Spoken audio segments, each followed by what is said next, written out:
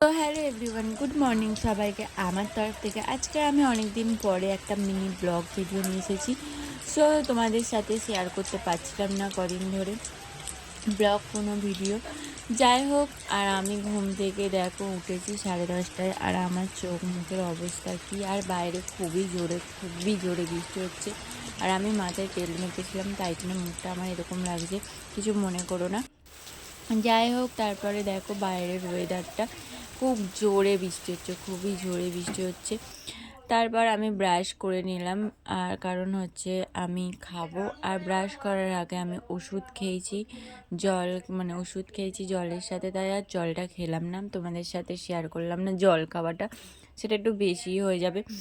তারপরে আমি মুখ ফুক ধুয়ে মুখটা মুছতে শুরু করলাম, আর আমার হাতের সামনে আমার জামাটাই পেয়েছিলাম, তাই ওটা দিয়ে মুখটা মুছলাম।